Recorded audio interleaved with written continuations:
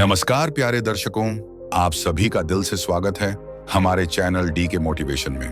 क्या आप जानते हैं शारदीय नवरात्रि की यह एकमात्र पावन कथा सुन लेने भर से जीवन के सभी दुख, दरिद्रता और संकट सदा के लिए समाप्त हो जाते हैं। आइए सुनते हैं माँ दुर्गा की वह दिव्य कथा जो आपके भाग्य का मार्ग बदल सकती है। नमस्कार प्रिय दर्शकों, हर हर महादेव। बंधुओं, नवरात्रि का यह पावन अवसर केवल एक पर्व नहीं है, यह उस दिव्य शक्ति का आह्वान है जो इस सृष्टि के कण कण में व्याप्त है।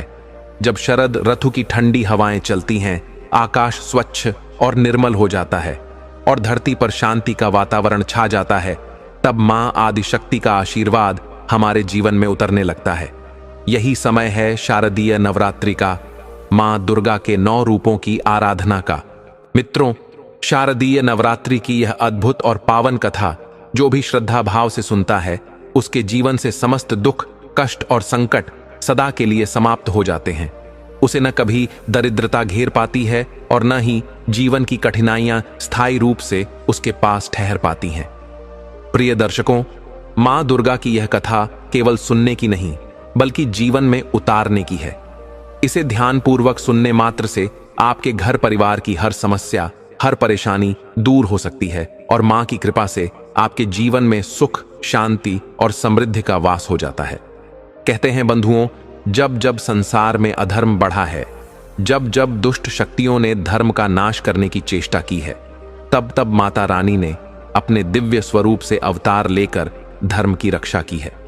और यही संदेश हमें शारदीय नवरात्रि देती है कि चाहे अंधकार कितना भी गहरा क्यों ना हो, अंततः प्रकाश ही विजयी होता है। प्राचीन ग्रंथों में कथा आती है कि एक बार देवताओं और दानवों के बीच भीषण युद्ध छिड़ गया। महिषासुर नामक असुर ने अपने तप और वरदान के बल से तीनों लोकों पर अधिकार कर लिया। देवता पराजित होकर दिशाओं में भटकने लगे, कोई आशा नहीं बची थी। तब वे ब्रह्मा, विष्णु और महेश के पास पहुंचे और अपनी व्यथा सुनाई। तभी त्रिदेवों ने अपने तेज का अंश निकालकर एक अद्भुत दिव्य स्वरूप प्रकट किया। वह थीं जगत जननी मां दुर्गा। उनके प्रकट होते ही दिशाएं आलोकित हो उठीं, पर्वत झूमने लगे, नदियां कल कल करने लगीं। देवताओं ने अपने अपने दिव्य शस्त्र माता को अर्पित किए। विष्णु ने चक्र, शिव ने त्रिशूल, इंद्र ने वज्र और वरुण ने शंख। प्रत्येक अस्त्र शस्त्र के साथ मां दुर्गा का तेज और बढ़ गया। मां ने महिषासुर से 9 दिनों तक युद्ध किया। यह केवल एक युद्ध नहीं था, यह धर्म और अधर्म के बीच अंतिम संघर्ष था। कभी मां ने चंडी का रूप धारण किया, कभी कात्यायनी, कभी कालरात्रि। हर रात एक नई ललकार, हर सुबह एक नई आशा। अंततः नवमी तिथि को मां ने अपने त्रिशूल से महिषासुर का वध कर दिया और संपूर्ण त्रिलोक में धर्म की पुनः स्थापना हुई। बंधुओं, यही है शारदीय नवरात्रि का रहस्य। मां दुर्गा ने यह संदेश दिया कि जब तक हम अपने भीतर छिपे महिषासुर, अहंकार, लोभ, ईर्ष्या और क्रोध को नहीं हराते, तब तक हमारे जीवन में शांति संभव नहीं। और जो साधक इस कथा को भक्ति भाव से सुनता है, उसके जीवन से अंधकार मिट जाता है। मां उसके हर संकट को दूर कर देती है। कहा भी गया है, या देवी सर्वभूतेषु शक्ति रूपेण संस्थिता, नमस्तस्यै नमस्तस्यै नमस्तस्यै नमो नमः। यानी जो देवी समस्त प्राणियों में शक्ति रूप से विद्यमान है, उन्हें बार बार प्रणाम है। प्रिय दर्शकों, इस नवरात्रि पर मां की यह पावन कथा सुन लेने मात्र से आपके जीवन का हर दुख, हर पीड़ा, हर संकट समाप्त हो सकता है। बस मन में एक ही भाव रखिए, भक्ति, श्रद्धा और समर्पण का।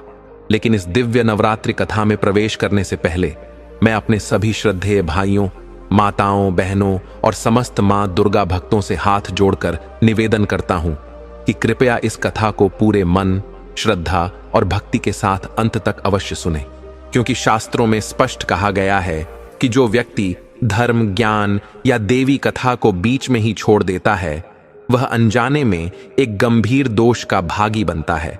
अधूरी कथा केवल अधूरी बात नहीं होती, वह एक अधूरी आहुति की तरह होती है जो यज्ञ को अपवित्र कर देती है और पुण्य की जगह पाप का रूप धारण कर लेती है। इसलिए यदि आप सच्चे सनातनी हैं, यदि आपके हृदय में मां दुर्गा के प्रति अटूट भक्ति और विश्वास की ज्योति प्रज्वलित है, तो इस कथा को अंत तक अवश्य सुने।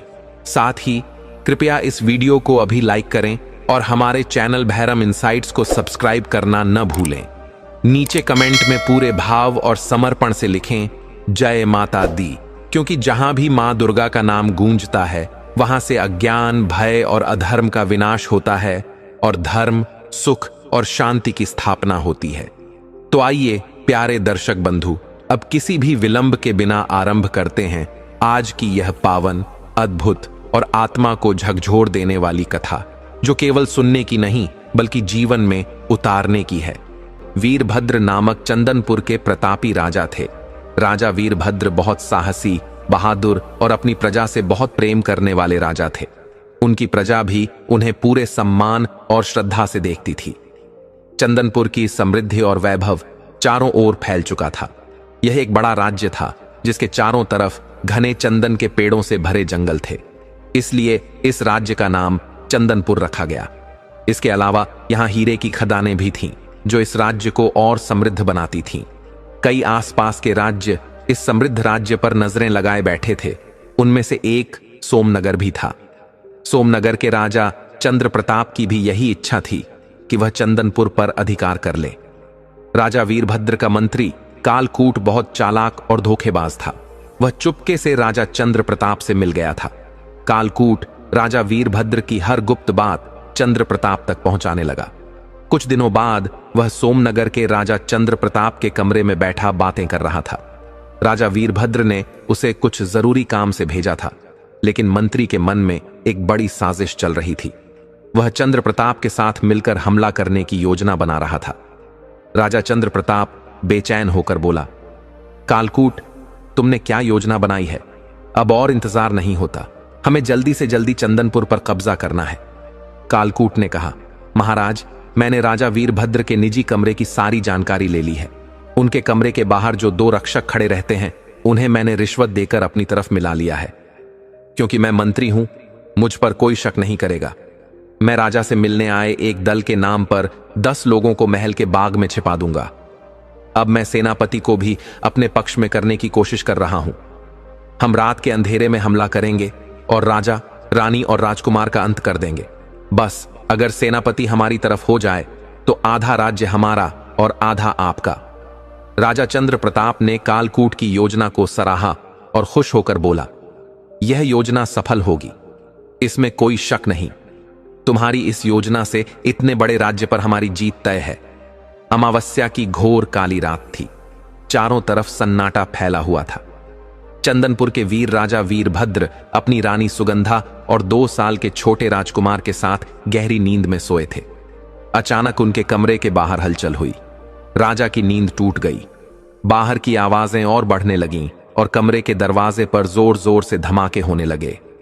राजा वीरभद्र तुरंत बिस्तर से उठे, दीवार पर टंगी तलवार और ढाल उठा ली। उनके मन ने उन्हें खतरे का संकेत दे दिया था। उन्होंने जल्दी से रानी सुगंधा और राजकुमार को जगाया और बोले, रानी, लगता है हम पर बड़ा संकट आ गया है। शायद दुश्मनों ने हमला कर दिया है। दरवाजा टूटने ही वाला था। राजा ने एक गुप्त दीवार घुमाई, जिससे एक छुपा रास्ता खुल गया। राजा ने रानी से कहा, जल्दी इस रास्ते से निकल जाओ। अगर मैं बचा तो फिर मिलूंगा, नहीं तो हमारे वंश का अंत हो जाएगा। राजकुमार को सुरक्षित ले जाओ। रानी सुगंधा राजा को छोड़कर जाना नहीं चाहती थीं, लेकिन वीरभद्र ने उन्हें जबरदस्ती गुप्त रास्ते से बाहर भेज दिया और दीवार वापस अपनी जगह कर दी। तभी दरवाजा टूट गया और सैनिक अंदर घुस आए। राजा वीरभद्र ने पीछे खड़े मंत्री को देखा और समझ गए कि यही गद्दार है। राजा गरजे, अब समझा, तू ही विश्वासघाती है मंत्री।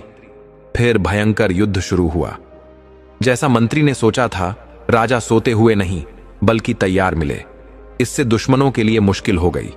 थोड़ी ही देर में राजा ने कई सैनिकों को मार गिराया, लेकिन तभी मंत्री ने पीछे से वार कर दिया। प्रिय भक्तों, भारी चोट के बाद भी वीरभद्र ने आखिरी वार मंत्री पर कर दिया। तभी राजा चंद्र प्रताप कमरे में आ गया। उसने मंत्री को तड़पते देखा और गुस्से में तलवार से एक जोरदार वार कर दिया। बोला, गद्दारों की यही सजा है, तुझे न आधा राज्य मिलेगा न आधा नरक। मंत्री ने आखिरी सांस लेते हुए कहा, राजा चंद्र प्रताप, तुमने मुझे धोखा दिया।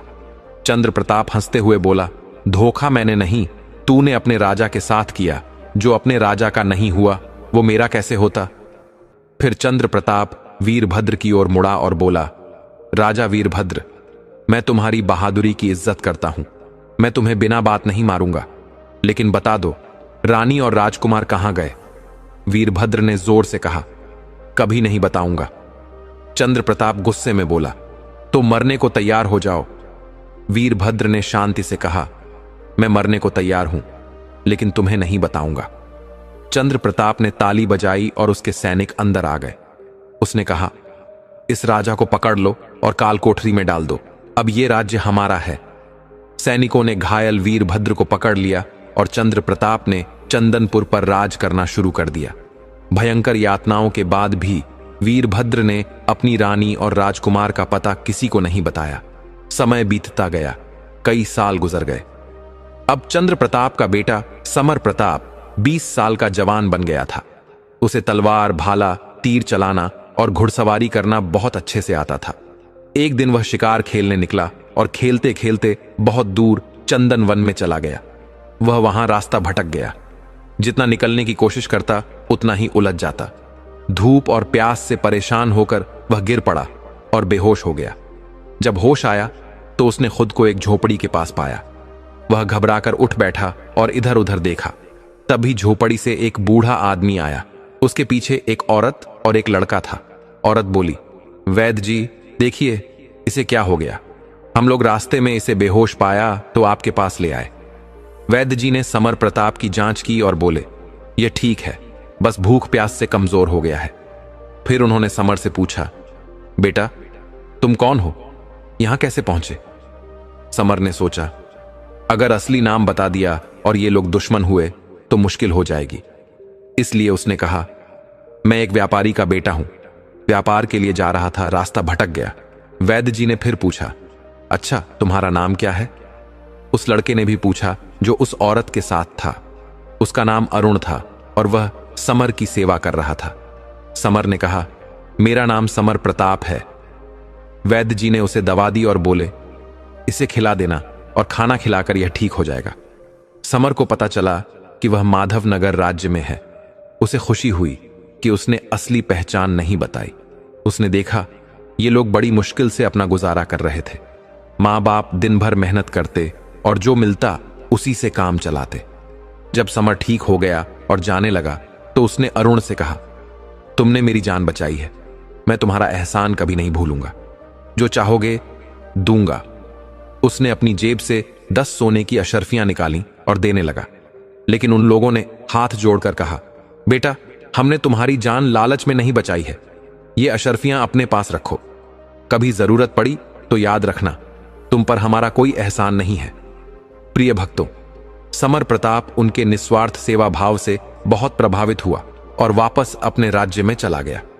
समर प्रताप तो चला गया, लेकिन 2-3 दिनों तक उसकी सेवा में लगे रहने के कारण मां बेटा काम पर नहीं जा सके थे और अब उनके पास खाने के लिए कुछ भी नहीं बचा था। अरुण ने अपनी मां से कहा, मां अब हमें कोई काम धंधा करना होगा, ऐसे तो काम नहीं चलेगा। उसकी मां बोली, काम धंधा करने के लिए कुछ पैसे चाहिए होते हैं और हमारे पास तो कुछ भी नहीं है। तब उसकी मां ने झोपड़ी के एक कोने में खुदाई की और एक छोटी सी मटकी निकाली। उसमें 100 सोने की अशर्फियां थीं। मां ने अशर्फियां अरुण को देते हुए कहा, यह मेरी सारी जिंदगी की बचत है, बड़ी मुश्किल से मैंने इसे जोड़ा है ताकि विपत्ति के समय काम आए।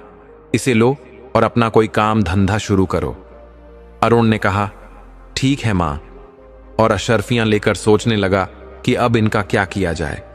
किसी दूरस्थ राज्य में एक बड़ा मेला लगने वाला था, जहां दूर दूर से लोग अपनी वस्तुएं बेचने आते थे। अरुण ने अपनी मां से कहा, मां मैं उस मेले में जाऊंगा और देखूंगा कि हमारे व्यापार के लिए कोई उपयोगी चीज वहां मिलती है या नहीं। उसकी मां बहुत खुश हुई और कहा, ठीक है बेटा, जरूर जाओ। कुछ दिनों बाद मेला लग गया और अरुण वहां पहुंच गया। वह पूरे मेले में घूम घूम कर चीजें देख रहा था, लेकिन उसे कुछ भी खास नहीं लग रहा था। तभी उसने देखा कि एक जगह पर बहुत भीड़ लगी हुई थी। एक सपेरा अपने सांपों का प्रदर्शन कर रहा था और वह सांप बहुत ही कलाबाजी दिखा रहा था। अरुण को वह सांप पसंद आ गया उसने सपेरे से पूछा, क्या यह सांप बेचोगे? सपेरे ने जवाब दिया, यह सांप बहुत करामाती है, तुम्हें अमीर बना देगा और तुम्हारे दिन बदल देगा। अरुण ने 30 अशर्फियों में वह सांप खरीद लिया। सांप की पिटारी लेकर वह आगे बढ़ा और मेले की बाकी चीजें देखने लगा। तभी उसने देखा कि एक पिंजरे में एक सुंदर तोता बैठा है। अरुण ने तोते वाले से पूछा, क्या यह तोता बेचोगे? यह मुझे बहुत पसंद है। दुकानदार ने अरुण की उम्र और उसकी इच्छा को देखते हुए कहा, यह तोता बहुत करामाती है, तुम इसे खरीद लो। असल में दुकानदार अरुण को ठगना चाहता था। अरुण ने पूछा, कितने का है? दुकानदार ने कहा, यह 50 अशर्फियों का है। अरुण बोला, मेरे पास 30 अशर्फियां हैं, क्या तुम इसे इतने में बेच सकते हो? दुकानदार ने कहा, ठीक है, और अरुण ने वह तोता खरीद लिया। अरुण बहुत खुश था और आगे बढ़ते हुए उसने देखा कि एक अद्भुत रंग की बिल्ली बैठी है। कई जानवर थे, लेकिन ऐसी बिल्ली उसने पहले कभी नहीं देखी थी। उसे वो बिल्ली भी बहुत पसंद आ गई।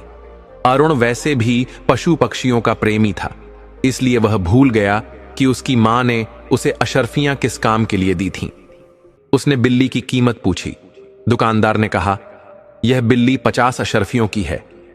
अरुण के पास अब सिर्फ 40 अशर्फियां बची थीं, लेकिन उसने वह बिल्ली 40 अशर्फियों में खरीद ली और अपने घर लौट आया। उसकी मां बड़ी बेसब्री से उसका इंतजार कर रही थी, सोच रही थी कि उसका बेटा कोई फायदे की चीज लेकर आएगा और कोई व्यापार करेगा। प्रिय भक्तों, जब मां ने देखा कि अरुण हाथ में सांप की पिटारी, तोते का पिंजरा और गोद में बिल्ली लेकर लौट रहा है, तो उसने आश्चर्य से पूछा, बेटा, ये सब क्या है? इन्हें क्यों ले आए हो? ये कहां से मिले? अरुण ने सरलता से बताया, मां, मैंने इन्हें खरीदा है। मां ने फिर पूछा, कितने में खरीदा? अरुण बोला, मां, मैंने इन्हें 100 अशर्फियों में खरीदा। यह सुनते ही मां का दिल भर आया, उसका गुस्सा फूट पड़ा। वह बोली, बेटा, तूने मेरे जीवन भर की कमाई इन तोते, बिल्ली और सांप पर खर्च कर दी। अब ये अशर्फियां वापस नहीं मिल सकती, लेकिन चलो, अब जो हो गया उसे रोकर क्या करेंगे? मां ने दुख भरे मन से बैठते हुए सोचा, तोता अच्छा है, बिल्ली भी प्यारी है, कोई बात नहीं, बेटा है, उसकी खुशी के लिए सह लूंगी। पर जैसे ही मां की नजर सांप पर गई, उसका गुस्सा फिर भड़क उठा। वह बोली, इस सांप को अभी छोड़ कर आओ, यह घर में नहीं रहेगा। अरुण बोला, ठीक है मां, मैं इसे छोड़ आता हूं, लेकिन तोता और बिल्ली रहेंगे। मां ने सिर हिलाया, हां, इन्हें रख सकते हो। अरुण सांप की पिटारी लेकर जंगल की ओर चल पड़ा। घने जंगल में पहुंचकर उसने पिटारी खोली और सांप को जमीन पर छोड़ दिया। अरुण बोला, मित्र, तुम्हारा और मेरा सफर यहीं तक था। मैं मजबूर हूं, तुम्हें छोड़ना नहीं चाहता था, लेकिन मां को भी दुखी नहीं कर सकता। अचानक अरुण चौंक गया जब उसने सुना कि कोई बोला, मित्र, जब तुम मुझे छोड़ रहे हो तो कृपया मुझे मेरे देश तक छोड़ दो, ताकि मैं अपने घर पहुंच सकूं, क्योंकि मैं खुद वहां नहीं जा सकता। अरुण ने इधर उधर देखा और चकित होकर पूछा, यह कौन बोल रहा है? क्या सांप भी बोल सकता है? सांप बोला, मत डरो दोस्त, मैं कोई साधारण सांप नहीं हूं। मैं सांपों के राजा वासुकी का बेटा सारंग हूं। मुझे आर्षि का श्राप मिला हुआ है, इसलिए मैं अपने घर नहीं लौट सकता। अरुण की जिज्ञासा बढ़ गई। उसने पूछा, कैसा श्राप? सांप बोला, मैं नागलोक का राजकुमार हूं। एक बार मैं अपने साथियों के साथ पृथ्वीलोक में खेलते हुए आ गया। वहां एक आर्षि तपस्या कर रहे थे। हमने शरारत में उनके आसपास की चीजें उलट पलट दी। आर्षि जी की आंख खुली और वे गुस्से में मुझे श्राप दे बैठे, जा, अब तू जमीन पर रेंग और साधारण सांप की तरह दूसरों का मनोरंजन कर। जब मैं रोया तो उन्होंने कहा, तू तमाशा दिखाएगा, फिर एक मनुष्य तुझे खरीदेगा, वही तुझे मुक्त करेगा और तू अपनी शक्तियों से उसकी मदद करेगा, लेकिन अपने घर तू तभी लौट सकेगा जब वह तुझे लेकर जाएगा। अरुण ने पूछा, लेकिन मैं नागलोक कैसे जाऊं? वहां पहुंचने में कितना समय लगेगा? मेरी मां तब तक बहुत परेशान हो जाएगी। सांप बोला, मित्र, तुम्हें समय नहीं लगेगा, मैं तुम्हें तुरंत वहां पहुंचा दूंगा। मेरे पिता तुम्हारे इस उपकार के बदले में तुम्हें कोई उपहार जरूर देंगे, क्योंकि वे मेरे बिना दुखी हैं और मेरी मां भी रो रही हैं। जब तुम वहां पहुंचोगे तो बहुत लोग तुम्हें कुछ देने आएंगे, लेकिन तुम किसी से कुछ मत लेना। सबसे आखिर में मेरे पिता आएंगे, उनके माथे पर मणि होगी। बस उनसे कहना मुझे सत्य राजा वासुकी की अंगूठी चाहिए, अंगूठी लेकर लौट आना। प्रिय भक्तों, फिर सांप ने अरुण से कहा, अब तुम अपनी आंखें बंद कर लो और मेरी पीठ पर बैठ जाओ। अरुण हंसते हुए बोला, मैं तुम्हारी पीठ पर कैसे बैठ सकता हूं? मगर सांप ने मुस्कुराकर कहा, देखते जाओ। अरुण ने देखा कि सांप का आकार धीरे धीरे बड़ा होने लगा, इतना बड़ा कि उस पर अरुण तो क्या, कई लोग बैठ सकते थे। अरुण उसकी पीठ पर बैठ गया। सांप ने कहा, दोस्त, अपनी आंखें बंद कर लो, मैं इतनी तेजी से जाऊंगा कि तुम्हें चक्कर आने लगेंगे। सच में सांप इतनी तेज चल रहा था जैसे हवा में उड़ रहा हो। उसने कहा, मुझे कसकर पकड़कर रखना। हवा की रफ्तार से वे घूमते जा रहे थे। फिर सांप ने कहा, अब आंखें खोलो दोस्त। अरुण ने आंखें खोली और उसकी आंखें चमक उठीं, क्योंकि वे नागलोक के राजा वासुकी के महल के द्वार पर खड़े थे। अरुण ने ऐसा सुंदर भव्य महल पहले कभी नहीं देखा था। जैसे ही अरुण ने सांप की ओर देखा, वह विशालकाय सांप धीरे धीरे एक सुंदर राजकुमार में बदल गया। महल के पहरेदार ने तुरंत अंदर जाकर राजा को खबर दी। महल में हलचल मच गई और कई लोग बाहर आकर अरुण को धन्यवाद देने लगे। वे बोले, तुमने हमारे राजकुमार को यहां लाकर बहुत बड़ा उपकार किया है। बताओ, हम तुम्हारे लिए क्या कर सकते हैं? जो भी तुम चाहो हम तुम्हें देंगे। लेकिन अरुण ने विनम्रता से कहा, मुझे कुछ नहीं चाहिए। अंत में एक दिव्य पुरुष आया, जिनके माथे पर अद्भुत मणि चमक रही थी। वे थे नागराज वासुकी। उन्होंने गंभीर स्वर में कहा, युवक, तुमने मुझ पर बड़ा एहसान किया है। मेरे बेटे को लौटाकर तुमने हमें नया जीवन दे दिया। बताओ, तुम्हें क्या चाहिए? मैं भी तुम्हें कुछ देना चाहता हूं। अरुण ने हाथ जोड़कर कहा, अगर आप मुझे कुछ देना ही चाहते हैं तो मुझे सत्य राजा वासुकी की अंगूठी चाहिए। वासुकी मुस्कुराकर बोले, ठीक है बेटा, यह लो, और अपनी उंगली से अंगूठी निकालकर अरुण को दे दी। फिर बोले, इस अंगूठी को अच्छे से धोकर मन ही मन कहना, सत्य राजा वासुकी, मेरी इच्छा पूरी कर दो। तुम्हारी जो भी जरूरत होगी इसी तरह पूरी होगी। राजकुमार सारंग ने अपने पिता से कहा, पिताजी, अरुण को वापस भेजना भी जरूरी है। इस पर नागराज बोले, हां बेटा, यह बात तो मेरी याद से निकल गई थी। तभी उन्होंने एक उड़न खटोला मंगवाया और सारंग को दिया। राजा ने कहा, बेटा, इसमें बैठ जाओ और जहां जाना हो उस जगह का नाम ले लो। यह तुम्हें वहां पहुंचाकर खुद गायब हो जाएगा। जब भी जरूरत हो इसे याद कर लेना। आज से यह तुम्हारा है। अरुण उस खटोले में बैठ गया और घर लौटने की इच्छा जताई। उसने उड़न खटोले से कहा और खटोला उड़ चला। इस बार उसकी आंखें खुली हुई थीं और वह हर नया दृश्य देख रहा था जो उसके सामने से गुजर रहा था। सुंदर जंगल, ऊंचे पर्वत, बहती नदियां और चमकते नगर। तभी खटोला एक नगर के ऊपर से गुजरा, जहां चारों ओर रोशनी और उत्सव का माहौल था। अरुण को लगा कि वहां कोई भव्य आयोजन हो रहा है। उसने उड़न खटोले से कहा, मुझे यहां उतार दो, मैं देखना चाहता हूं कि यहां क्या हो रहा है, फिर मुझे मेरे घर पहुंचा देना। उड़न खटोला उसे नगर में उतारकर अदृश्य हो गया। प्रिय भक्तों, अरुण ने जब चारों ओर की अद्भुत सजावट देखी तो उसका मन आश्चर्य से भर गया। उसे लगा जैसे पूरा नगर किसी बड़े उत्सव के लिए सजा हो। अरुण ने वहां घूमते हुए एक व्यक्ति से विनम्रता से पूछा, भैया, यह कौन सा नगर है और यहां यह इतनी सुंदर सजावट क्यों हो रही है? उस व्यक्ति ने मुस्कुराकर जवाब दिया, यह रूपनगर है और यहां की राजकुमारी का नाम चित्रा है। यह सब सजावट राजकुमारी के स्वयंवर के लिए की गई है। दूर दूर से लोग आए हैं, राजा और राजकुमार भी। अरुण ने उत्सुक होकर पूछा, भैया, इस स्वयंवर में ऐसा क्या खास है? उस व्यक्ति ने बताया, यह विवाह किसी राजा या राजकुमार से नहीं हो रहा, बल्कि एक कठिन शर्त पर हो रहा है। जो भी व्यक्ति राजा की शर्त पूरी करेगा वही राजकुमारी के गले में वरमाला पहन सकेगा। अरुण ने जिज्ञासु होकर पूछा, कौन सी शर्त है?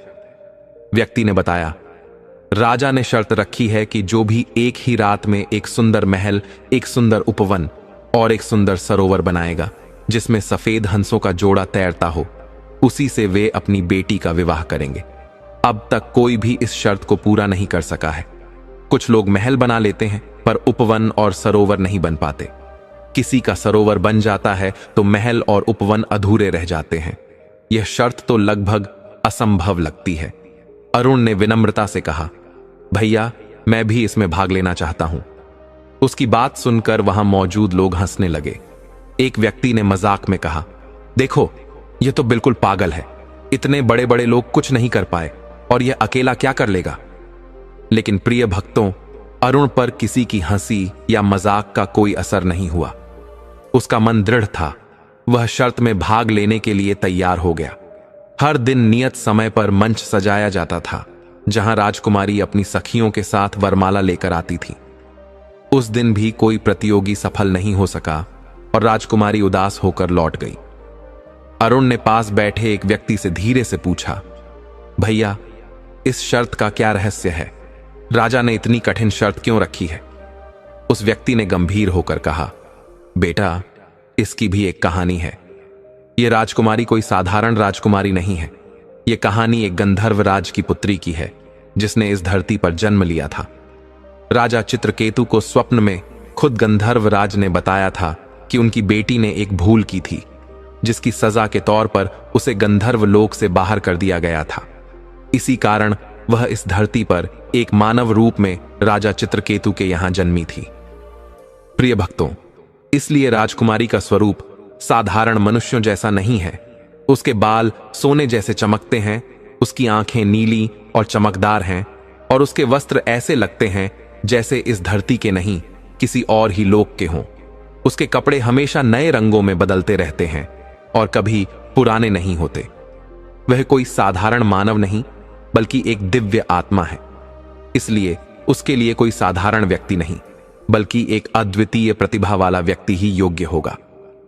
प्रिय भक्तों, अरुण ने जैसे ही राजकुमारी की ओर देखा, उसका मन मंत्रमुग्ध हो गया। वह सच में बहुत सुंदर लग रही थी। उसके बाल सोने जैसे चमक रहे थे और उसकी सुंदरता किसी अलौकिक स्वरूप से कम नहीं थी। राजकुमारी मंच पर कुछ देर रुकी, लेकिन उस दिन भी कोई प्रतियोगी शर्त पूरी नहीं कर सका और वह धीरे धीरे उदास होकर वापस लौट गई। अब बस 2 ही प्रतियोगिता बची थीं। उसके बाद स्वयंवर समाप्त होने वाला था। अरुण चारों ओर घूम घूम कर यह सब देख रहा था और मन ही मन मुस्कुरा रहा था कि लोग कैसे ऐसे असंभव कार्य में जुटे हुए हैं। आखिर रात के अंतिम पहर में उसने पानी लेकर उस दिव्य अंगूठी को धोया और श्रद्धा से कहा, सत्य राजा वासुकी की अंगूठी की जय हो। अंगूठी मेरे लिए एक अद्भुत महल, फूलों का उपवन और एक सुंदर सरोवर बना दे, जिसमें सफेद हंसों का जोड़ा तैरता हो। यह सब इस धरती पर सबसे अद्भुत और सुंदर हो। जैसे ही उसने यह कहा, एक गगनचुंबी महल बनकर तैयार हो गया, जो तरह तरह के रत्नों से जड़ा हुआ था और चारों ओर अद्भुत चमक फैला रहा था। महल की ऊंची मीनारें आकाश को छू रही थीं और उसका बगीचा दुर्लभ फूलों से खिला हुआ था, जिनकी खुशबू पूरे वातावरण में फैल रही थी। उस पर उड़ती रंग बिरंगी तितलियां और मधुर स्वर में गाते पक्षी उस उपवन को स्वर्ग जैसा बना रहे थे। संगमरमर की सुंदर मूर्तियों वाले फव्वारे और हरे भरे वृक्षों पर लिपटी लताएं उस उपवन की शोभा बढ़ा रही थीं। वहीं पास में एक सुंदर सरोवर भी था, जिसके किनारे सुंदर पेड़ खड़े थे।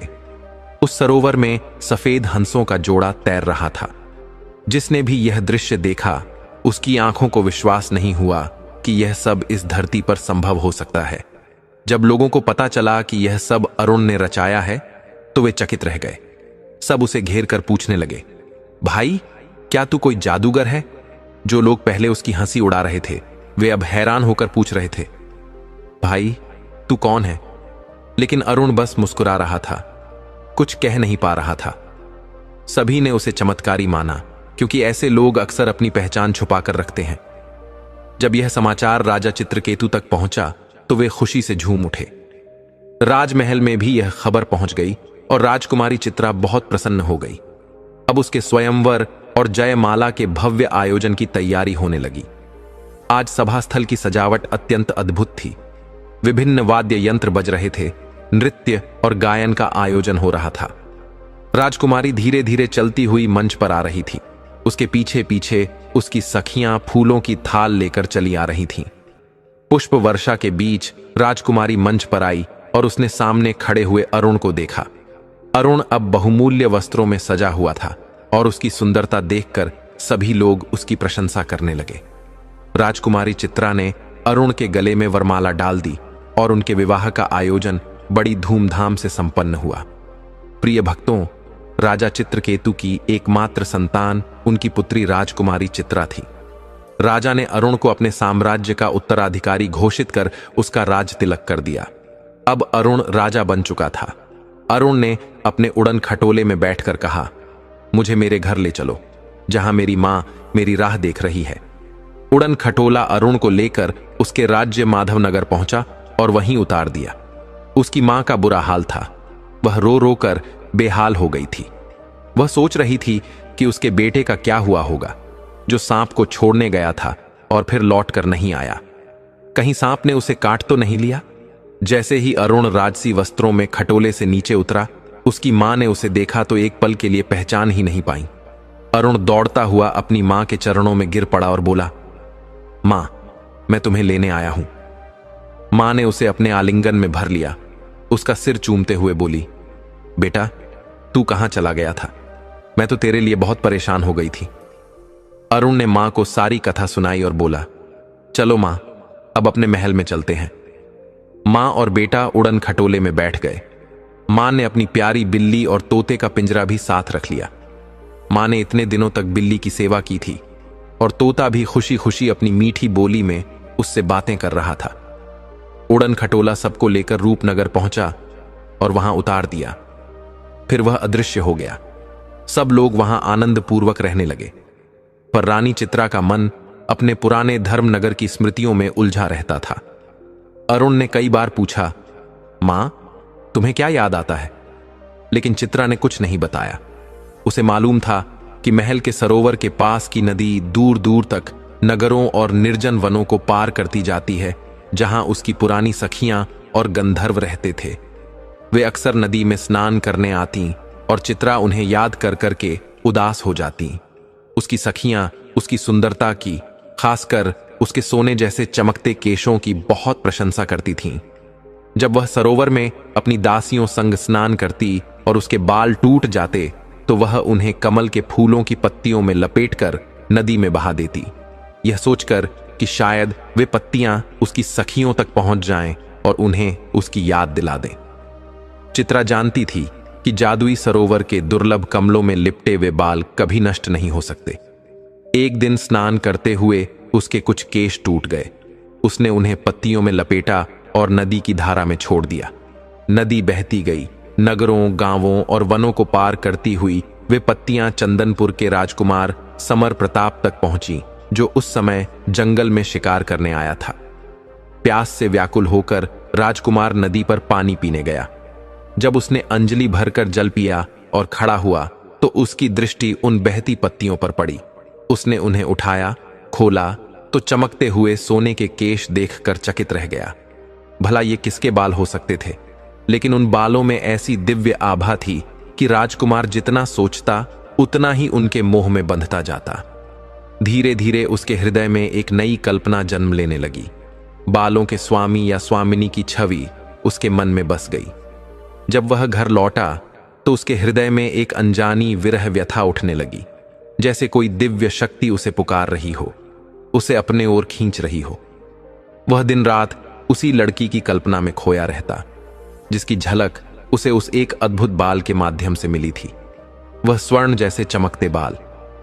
उसने खुद को एकांत में समेट लिया, किसी से कोई बात न करता, मानो उसकी सारी दुनिया अब बस उसी रहस्यमयी कन्या के इर्द गिर्द घूमती हो, जिसके बाल स्वर्णमय थे।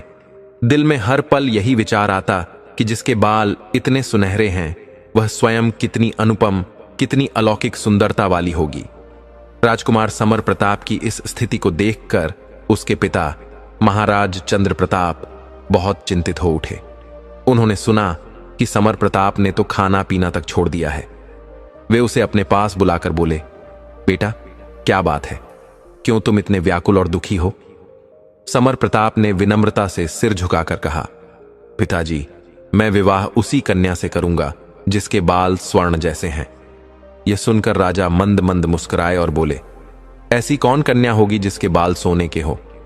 तब समर प्रताप ने वह स्वर्ण बाल दिखाया।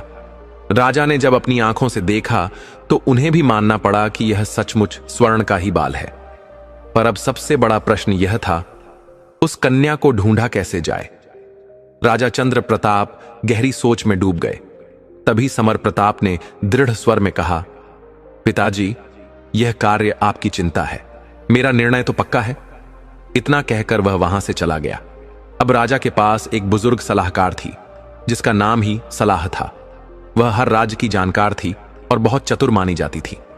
राजा ने उसे बुलाया और अपनी चिंता उसके सामने रखी। सलाह ने मुस्कुराते हुए कहा, महाराज, यह तो मेरे लिए खेल जैसी बात है। मैं आकाश में छेद कर उसमें फूल खिला सकती हूं। यह काम तो बहुत ही सरल है, आप निश्चिंत रहिए। सलाह ने समर प्रताप से पूछा, बेटा, यह बाल किस दिशा से आया था? समर प्रताप ने बताया, यह बाल उत्तर दिशा से आया था। सलाह ने सैनिकों को बुलाकर आदेश दिया, उत्तर दिशा में 100 योजन तक जो भी राज्य पड़ते हैं वहां जाकर पता लगाओ कि कहां ऐसी रानी या राजकुमारी है जिसके बाल स्वर्णमय हैं। सैनिकों ने श्रद्धा से सिर झुकाकर कहा, जैसा आदेश महाराज, और तुरंत रवाना हो गए। कुछ ही दिनों में वे लौट कर आए और खबर दी, यहां से 80 योजन की दूरी पर एक राज्य है, रूपनगर, जहां की रानी के बाल स्वर्णमय हैं।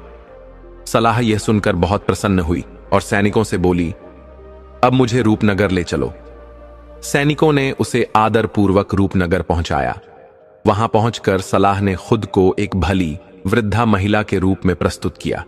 जब वह रानी चित्रा के महल पहुंची और रानी के दर्शन हुए तो सलाह का मन ठहर सा गया। उसकी आंखें उसी अनुपम रूप पर टिक गईं। रानी चित्रा ने मधुर स्वर में पूछा, आप कौन हैं? सलाह ने खुद को संभालते हुए कहा, बेटी, क्या मुझे नहीं पहचाना? मैं तुम्हारी बुआ हूं। चित्रा को याद आया कि उसकी कोई बुआ नहीं थी, पर उसने सोचा इसे अनदेखा करना इसे दुख देगा, इसलिए उसने कोई प्रश्न नहीं किया और श्रद्धा से सलाह के चरणों में झुककर आशीर्वाद लिया। महल में सलाह का बड़े मान सम्मान के साथ स्वागत हुआ और सब उसे बुआ कहकर ही बुलाने लगे। अरुण की मां उस समय तीर्थ यात्रा पर थीं, तो सलाह ने बड़े ही प्रेम से महल में अपनी जगह बना ली। वह रोज चित्रा से मधुर मधुर बातें करती और उसके मन की बात जानने की चेष्टा करती रहती। अरुण राजकाज में व्यस्त रहता, इसलिए वह हमेशा महल में नहीं रह पाता था। इस बीच सलाह चित्रा के कोमल मन में धीरे धीरे संदेह के बीज बोने लगी। एक दिन सलाह ने चित्रा से कहा, बेटी, यह अरुण तो साधारण है, गरीब है, तुम तो एक राजकुमारी हो, फिर तुमने इससे विवाह कैसे कर लिया? यह तुम्हारे योग्य तो नहीं। चित्रा ने सोचा, बुआ कितनी भली हैं, अपने भतीजे का पक्ष नहीं लेकर मेरे भले की बात कर रही हैं। चित्रा ने विनम्रता से जवाब दिया, बुआ, मैंने यह कभी नहीं सोचा। अरुण साधारण नहीं है, उनके पास दिव्य शक्तियां हैं जो आप नहीं जानती। सलाह ने धीमे स्वर में कहा, अच्छा, पर तुम कैसी पत्नी हो जो अपने पति की शक्तियों के बारे में कुछ नहीं जानती? अगर अरुण सच में तुमसे प्रेम करते हैं तो तुमसे कुछ नहीं छुपाएंगे। आज ही उनसे पूछकर देखना, फिर जान जाओगी कि उनका प्रेम सच्चा है या बस छलावा। सलाह की बातों ने चित्रा के मन में संदेह भर दिया, जबकि पहले तो उसने ऐसा कुछ कभी न सोचा था। अब वह व्याकुल हो उठी अपने स्वामी की परीक्षा लेने को। क्या सच में अरुण का प्रेम सच्चा है या केवल दिखावा? एक दिन अवसर पाकर चित्रा ने अरुण से धीरे से पूछा, स्वामी, आप मुझसे कितना प्रेम करते हैं? अरुण ने थोड़ी मुस्कान के साथ और आश्चर्य से कहा, चित्रा, यह कोई पूछने की बात है, मैं तुमसे अत्यंत प्रेम करता हूं। इस पर चित्रा ने कहा, तो फिर स्वामी, आपने मुझसे यह क्यों छुपाया कि आपने रातों रात महल, सरोवर और बाग कैसे बना लिए? अरुण ने हंसते हुए कहा, अरे, तुमने कभी पूछा ही नहीं और मुझे याद नहीं रहा बताने को। इसमें कौन सी बड़ी बात है? मेरे पास एक चमत्कारी अंगूठी है जिससे जो भी मांगो मिल जाता है। यह सुनकर चित्रा का हृदय प्रसन्नता से भर गया। अगले दिन वह दौड़ती हुई सलाह के पास पहुंची और बोली, बुआ जी, आप तो मुझे व्यर्थ शक करा रही थीं। उन्होंने स्वयं ही बता दिया कि उनके पास एक चमत्कारी अंगूठी है जिससे सब कुछ हुआ। सलाह ने चौंक कर बड़ी बड़ी आंखें की और कहा, और तुमने उनसे यह नहीं कहा कि वह अंगूठी तुम्हें दे दें? चित्रा हंसकर बोली, मैं उस अंगूठी का क्या करूंगी? जैसे उनके पास है वैसे ही मेरे पास है। सलाह ने समझाते हुए कहा, अरे नहीं बेटी, बड़ा अंतर है। अगर तुम्हें कभी किसी चीज की आवश्यकता हो और तुम्हारे पास अंगूठी हो तो तुम तुरंत उसे पा सकती हो। वैसे भी अरुण राजकाज में लगा रहता है, तुम्हारे पास रहना ज्यादा उचित होगा।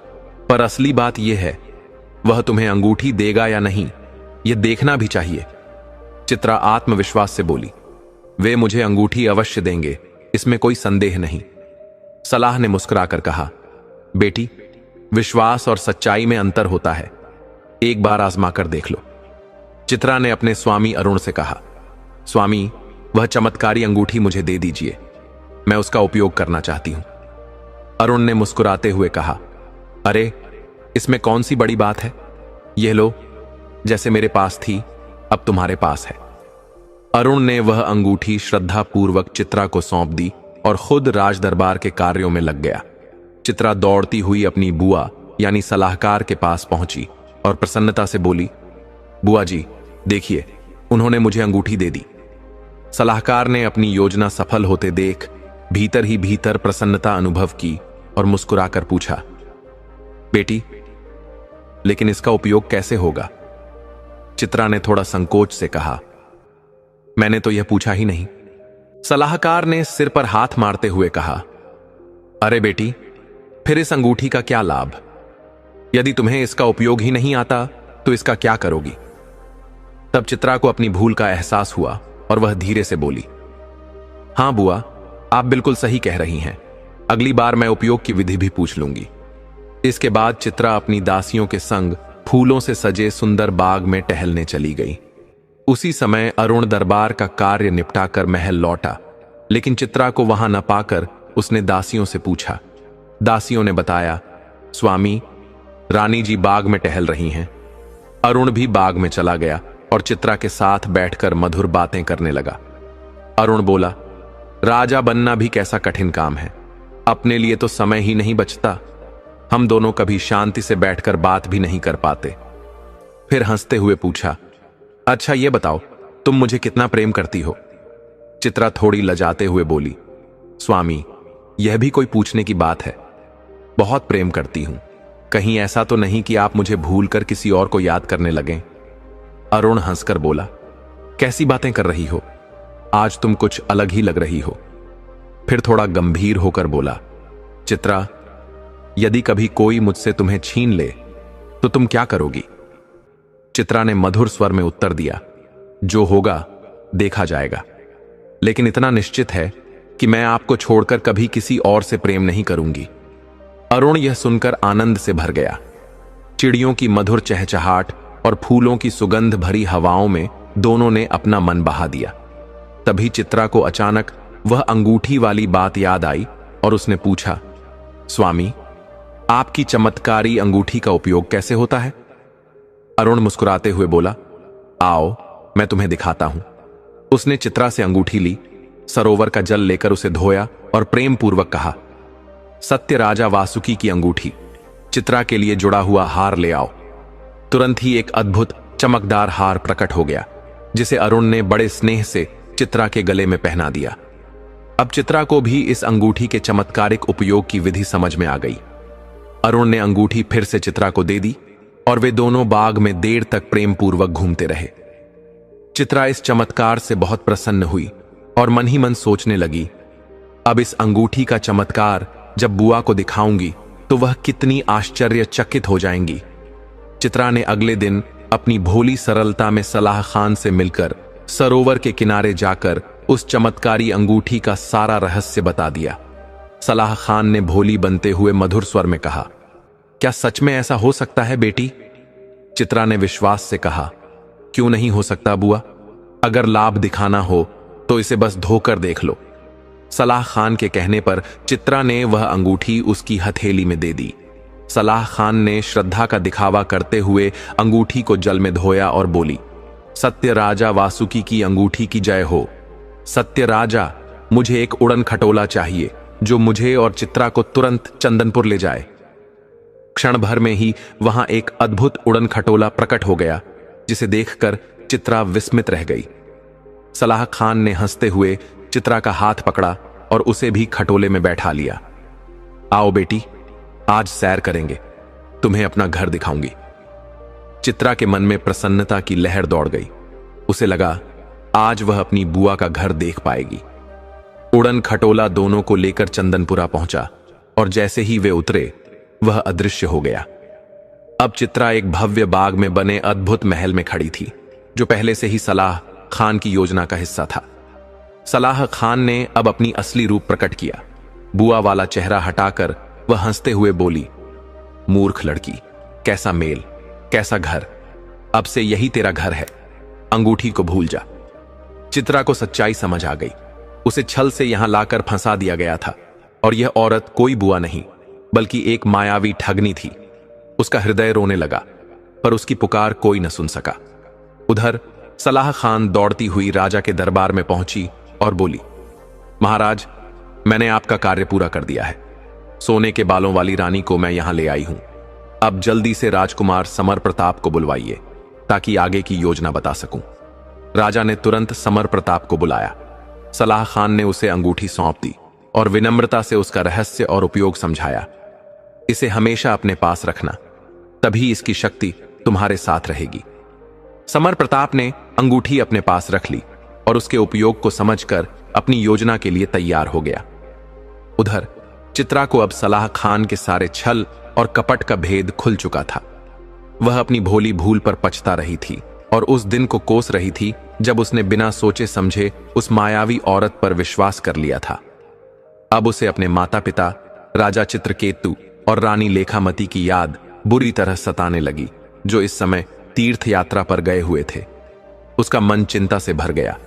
जब वे लौटेंगे तो उन्हें यह जानकर कितना बड़ा आघात लगेगा।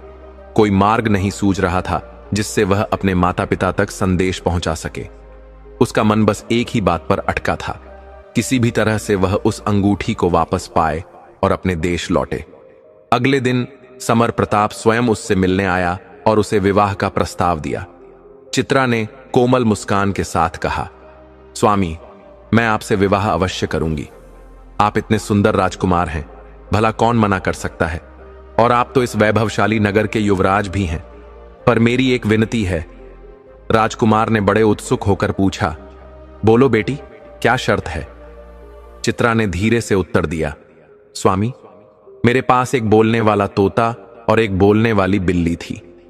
वे मेरे सबसे प्रिय साथी थे। मैं उनसे बातें करती थी, हंसी मजाक करती थी। जब से मैं यहां आई हूं, मुझे उनके बिना कुछ भी अच्छा नहीं लग रहा। आप मुझे वे दोनों ढूंढ कर ला दीजिए, तभी मैं आपसे विवाह करूंगी, नहीं तो मैं इस सरोवर में कूदकर अपने प्राण त्याग दूंगी। राजकुमार का चेहरा घबरा गया। वह बोला, हे देवी, ऐसा मत करना, मैं तुम्हारी शर्तें मानता हूं। चित्रा ने मन ही मन चैन की सांस ली, क्योंकि अब कुछ समय के लिए वह संकट से बच गई थी। राजकुमार ने सोचा, जब सलाह खान चित्रा को यहां ला सकती है तो वह उस बोलने वाले तोते और बिल्ली को भी ढूंढ सकती है। आखिर अंगूठी भी तो उसके पास है, इसमें क्या कठिनाई होगी। लेकिन तभी चित्रा ने ऐसी बात कह दी जिससे राजकुमार की सारी आशा पर पानी फिर गया। चित्रा बोली, स्वामी, मेरे साथ बड़ा छल हुआ है। मेरी चमत्कारी अंगूठी मुझसे धोखे से ले ली गई है, और यदि तुम उसी अंगूठी के सहारे मेरे तोते और बिल्ली को ढूंढ लाओगे तो मैं तुम्हें बहादुर नहीं मानूंगी। मैं तुम्हारी असली शक्ति देखना चाहती हूं, इसलिए यदि तुम बिना अंगूठी का उपयोग किए उन्हें ला सको तभी मैं तुम्हारी बहादुरी को स्वीकार करूंगी। राजकुमार ने उसकी शर्त मान ली, क्योंकि उसके पास और कोई उपाय नहीं था। वह जल्दी लौटने का वादा करके महल चला गया। इधर जब अरुण वापस महल आया और उसने चित्रा को वहां न पाया तो उसका मन व्याकुल हो उठा। जब उसने दासियों से पूछा तो पता चला कि चित्रा बुआ के साथ सरोवर की ओर गई थी और फिर लौटकर कभी नहीं आई। अरुण के मन में पहले से ही कुछ संशय था, जो अब सच साबित हो रहा था। उसी दिन उसकी माता महारानी चित्रकेतु और रानी लेखामती भी तीर्थ यात्रा से लौट आईं। जब उन्होंने महल में पसरा सन्नाटा देखा तो दासियों से व्याकुल होकर पूछा, बेटियों, क्या हुआ? दासियों ने पूरी बात बताई कि कोई बुआ आई थी और वह चित्रा का अपहरण करके ले गई। अरुण की माता ने तब अपने पास रखे तोते और बिल्ली को बुलाया वे दोनों बहुत चतुर जीव थे, हर बात की जानकारी रखते थे और सच्चे मार्गदर्शक थे। जब महारानी को पूरी सच्चाई झांत हुई तो उन्होंने कहा, अब तुम दोनों चित्रा की खोज में निकल जाओ और पता करो कि वह कहां है। तोते और बिल्ली ने तुरंत सिर हिलाकर हामी भरी और अपनी खोज यात्रा पर निकल पड़े। अब उनके जीवन का बस यही एक कार्य रह गया था। वे उड़ते उड़ते गांवों और नगरों का निरीक्षण करते, जहां जरूरत लगती वहीं रुक जाते। हर पेड़, हर घर, हर आंगन में उन्होंने चित्रा की खोज की। ऐसे ही कई दिन बीत गए। अंततः एक दिन वे एक सुदूर क्षेत्र में पहुंचे, जिसकी दूरी करीब 80 योजन थी। अब उनकी निगाहें चंदनपुर की ओर टिक गई थीं। चंदनपुर में सबसे पहले वे उस सुंदर बाग में पहुंचे, जहां एक भव्य महल खड़ा था। तोते की नजर सबसे पहले वहां लगे रसीले आम के पेड़ों पर पड़ी और उसका मन ललचा उठा। उसने तय किया कि पहले वहीं जाकर आम खाएगा। बिल्ली भी चुपचाप उसके पीछे पीछे चल दी। तोता पेड़ पर जा बैठा और बड़े चाव से मीठे आम खाने में जुट गया। इधर चित्रा उस दिन बहुत उदास थी। वह महल के ऊपर वाले झरोखे पर आकर खड़ी हो गई और बाहर देखने लगी। तभी तोते ने इधर उधर नजर डाली और उसकी नजर अचानक झरोखे पर खड़ी चित्रा पर पड़ी। वह खुशी से फड़फड़ाया, क्योंकि उसने अपनी स्वामिनी को तुरंत पहचान लिया। चित्रा भी चौंक गई, क्योंकि उसने तोते की आवाज पहचान ली थी। बिल्ली भी पूरे महल में चुपचाप घूम घूम कर सब देख चुकी थी, बस झरोखा ही बाकी था। जब वह झरोखे तक पहुंची तो उसने भी चित्रा को देख लिया। तोते के मुंह से आम गिर पड़ा और वह खुशी से नाचने लगा। चित्रा ने पुकारा तो वह झट से उड़कर उसके पास आ गया। बिल्ली ने तोते को देखा और आश्चर्य से पूछा, तू यहां कैसे पहुंचा? चित्रा ने जैसे ही बिल्ली की जानी पहचानी आवाज सुनी, उसका हृदय खुशी से भर उठा। बिल्ली कूदकर उसकी गोद में चढ़ गई और तोता उसके कंधे पर आ बैठा। चित्रा कभी बिल्ली को सहलाती, कभी तोते को। उसकी आंखों से खुशी के आंसू बह निकले। तीनों खुशी से बातें करने लगे। तोते और बिल्ली की खोज अब पूरी हो चुकी थी। बिल्ली ने चित्रा को बताया, सब लोग तुम्हें लेकर बहुत चिंतित हैं, सब तुम्हारी राह देख रहे हैं। चित्रा ने धीरे से कहा, मेरी चमत्कारी अंगूठी अब समर प्रताप के हाथों में चली गई है। वह बुआ असल में यहां की गुप्तचर निकली और उसने मुझसे धोखे से अंगूठी छीन ली। अब हमें मिलकर यह सोचना होगा कि अंगूठी कैसे वापस लाई जाए। तीनों ने मिलकर योजनाएं बनानी शुरू कर दी। बिल्ली चुपचाप समर प्रताप के महल तक पहुंच गई और उसका पीछा करने लगी। उसने देखा कि समर प्रताप दिन भर अंगूठी को अपने हाथ में पहने रखता है और रात को उसे अपने मुंह में रखकर सोता है। बिल्ली बहुत चालाक थी। उसने एक तरकीब सोची। रात में जब समर प्रताप गहरी नींद में था और अंगूठी उसके मुंह में रखी थी, बिल्ली पलंग के नीचे छिपकर इंतजार करने लगी। तभी उसने देखा कि चूहों की बारात वहां से निकल रही है। सामान्य बारातों में जहां दूल्हा सबसे आगे होता है, वहां चूहों की बारात में दूल्हा सबसे पीछे रखा जाता था, ताकि कोई संकट आने पर उसे तुरंत बचाया जा सके। बिल्ली ने मौका ताड़ लिया।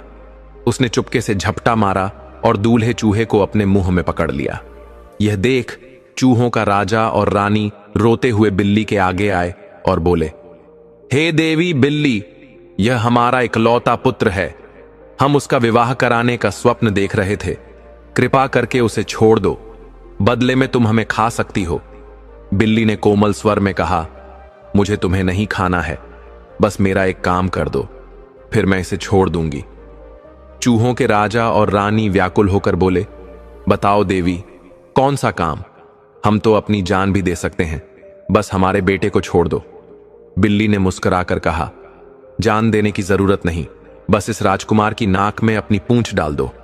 चूहे बोले, अरे ये कौन सा बड़ा काम है? तुरंत ही चूहों के राजा और रानी ने अपनी पूरी सेना को आदेश दे दिया। सारे चूहे पलंग पर चढ़ गए और समर प्रताप की नाक में अपनी पूंछ डालने लगे। राजकुमार को जोर जोर से छींक आने लगी। वह हड़बड़ाकर चीखने लगा। इतनी ही देर में सारे चूहे 9-2-11 हो गए। एक बड़ी छींक के साथ ही अंगूठी उसके मुंह से निकलकर दूर जा गिरी। बिल्ली तो इसी क्षण का इंतजार कर रही थी। उसने तुरंत अंगूठी उठाई और 9 बजे 2 मिनट 12 सेकंड हो गई।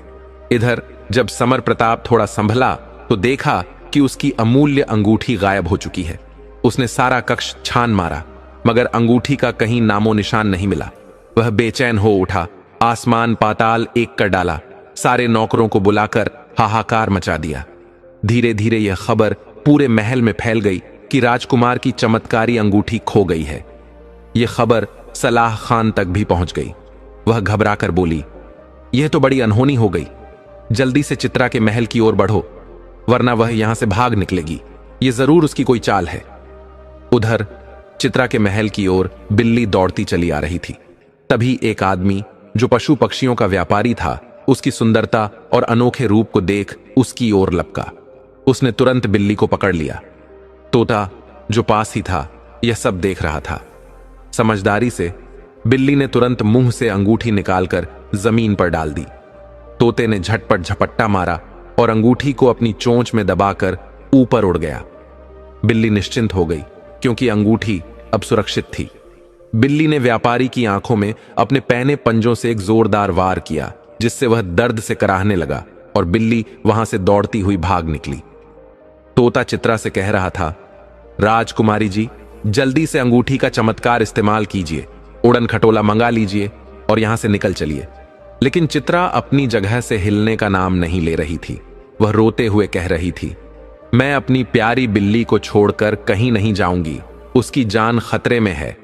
तोता बोला, राजकुमारी जी, विश्वास रखिए, उसे कुछ नहीं होगा। अगर आप रुकी रहीं तो वे लोग यहां आ जाएंगे।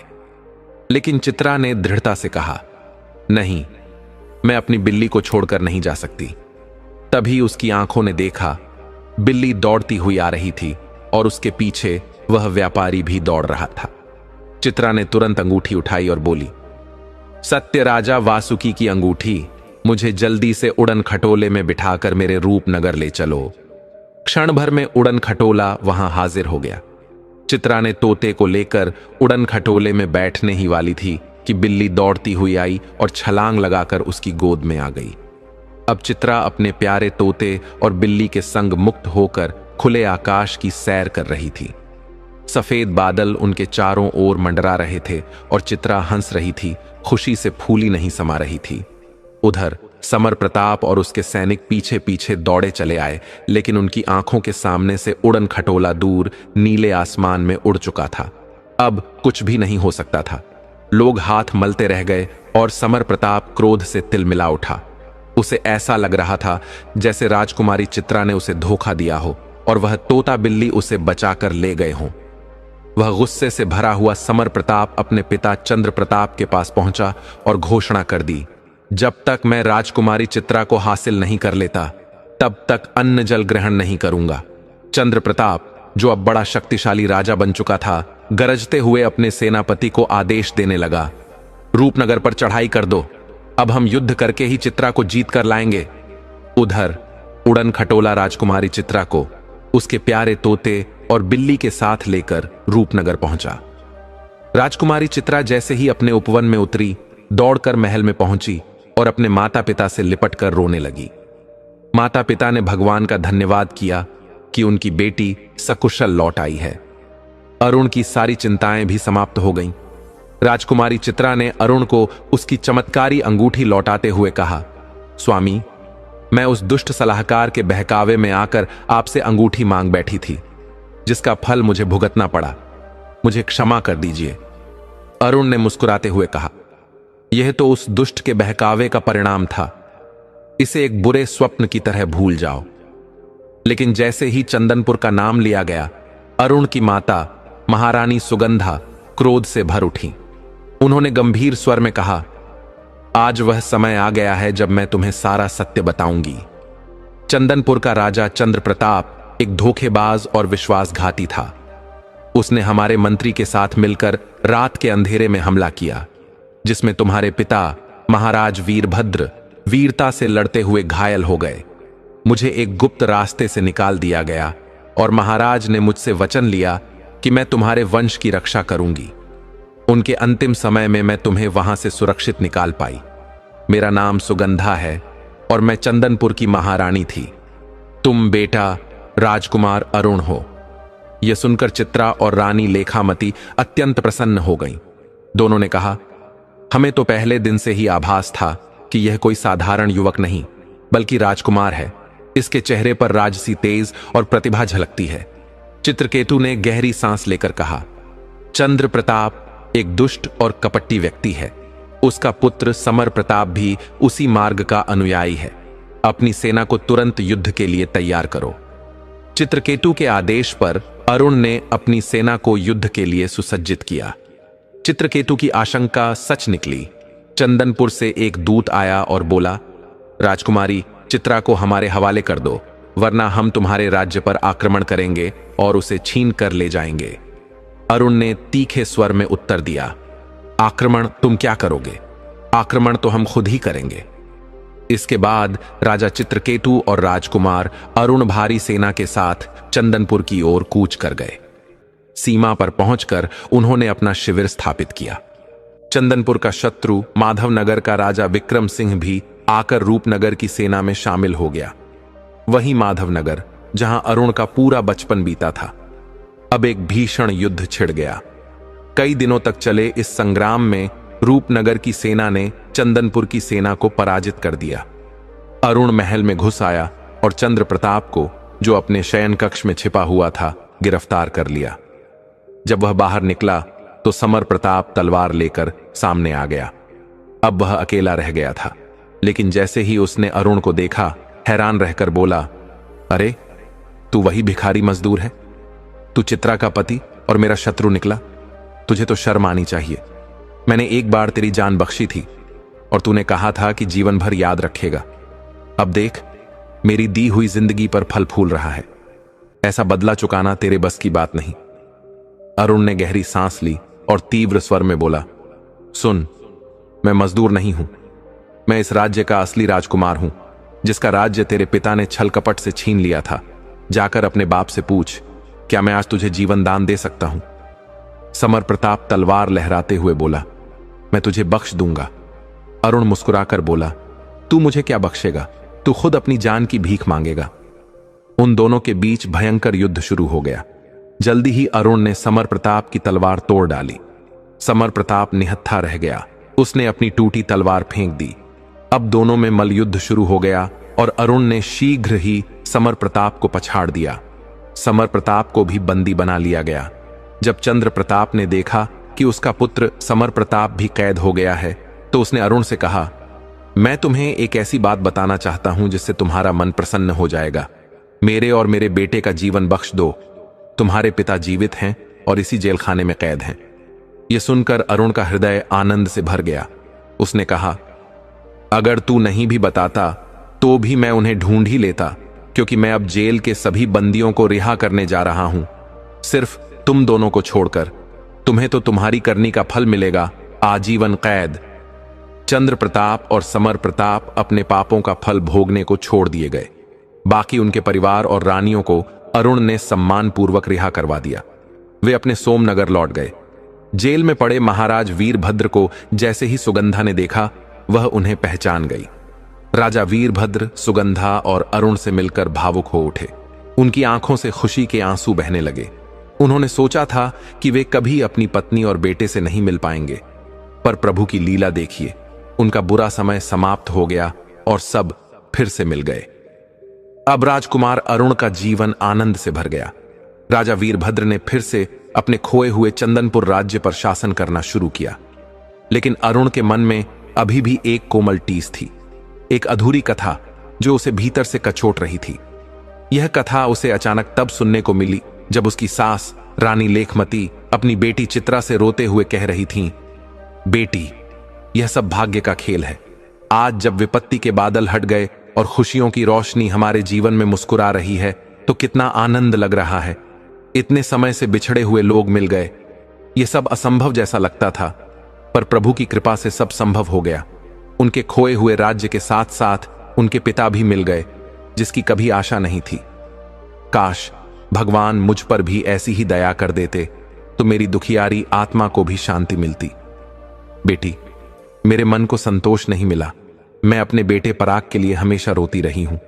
काश मेरा बेटा भी मुझे मिल जाता तो कितना अच्छा होता। चित्रा ने कोमल स्वर में कहा, मां, जो चीज होनी नहीं है उसके लिए रो रोकर अपने दिल को क्यों दुखी करती हो? अगर पिताजी ने यह सुना तो वे भी दुखी हो जाएंगे। क्या मुझे दुख नहीं होता? जब मैं अपने भाई को याद करती हूं तो मेरी आंखों से भी आंसू बह निकलते हैं, लेकिन इसके अलावा मैं कर ही क्या सकती हूं। अचानक वहां खड़े अरुण ने यह सब सुन लिया। मां बेटी चुप हो गईं, लेकिन अरुण के मन में उत्सुकता भर गई। उसने जिद करके जब पूछा तो रानी लेखमती ने धीमे स्वर में बताया कि राजकुमारी चित्रा से 2 साल बड़ा उसका एक भाई था। राजकुमारी के पिता महाराज चित्रकेतु शिकार खेलने जाया करते थे। जब वे लौट कर आते तो अपने शिकार की विचित्र कहानियां सुनाते, जिन्हें पराग बड़े चाव से सुनता था। कभी कभी वह आग्रह करता कि वह भी उनके साथ चले, लेकिन महाराज कहते, तुम अभी छोटे हो बेटा, अभी नहीं। पर एक दिन उसने बहुत जिद की और आखिरकार महाराज को झुकना पड़ा।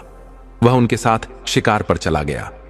जंगल में जगह जगह पशु पक्षी देखकर और पूरे जंगल में घूमकर वह अत्यंत आनंदित हुआ। इसके बाद जब भी पराग का मन करता वह जिद करता और शिकार पर निकल जाता। एक दिन जब पड़ोसी राज्य के राजा ने तुम्हारे पिताजी को सहायता के लिए बुलाया तो वे अपनी सेना लेकर निकल पड़े। उस समय तक पराग जवान हो चुका था, उसमें जोश था और वह अपनी जिद के आगे किसी की सुनता नहीं था। उसने अपने हमुम्र मंत्री के बेटे कृपाल को साथ लिया और शिकार के लिए जंगल में निकल गया। मैंने उसे बहुत समझाया, बहुत रोका, लेकिन वह नहीं माना। उस दिन के बाद वह वहां से गायब हो गया, फिर कभी वापस नहीं लौटा। कृपाल भी नहीं लौटा। हमने उन्हें बहुत खोजा। महाराज ने अपने सैनिकों और गुप्तचरों को लगाया, पर कहीं से कोई पता नहीं मिला। तब से महाराज भी भीतर ही भीतर दुखी रहते हैं। यह कथा सुनकर अरुण का हृदय भारी हो गया। उसने सोचा, मेरा राज्य चंदनपुर है और इन्होंने मुझे सौंप दिया है, लेकिन यहां का असली हकदार तो पराग है। मैं इस राज्य का राजा कैसे रह सकता हूं?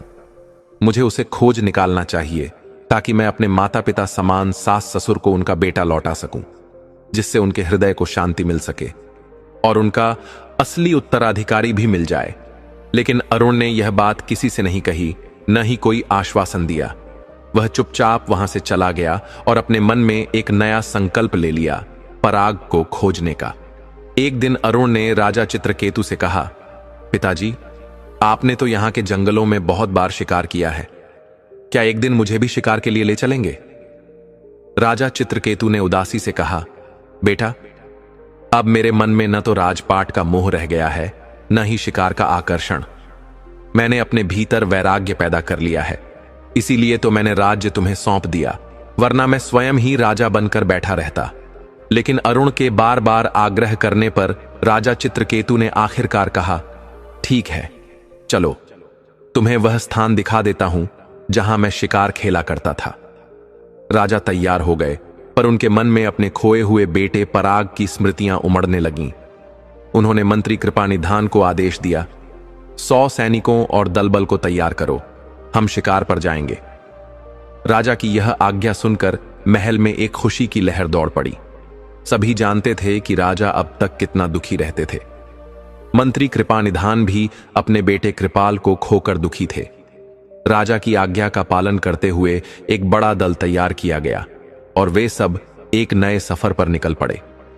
अरुण को जानवरों का शिकार करना बिल्कुल पसंद नहीं था, लेकिन उसने सुना था कि राजाओं का यह कर्तव्य होता है जिसे निभाना पड़ता है।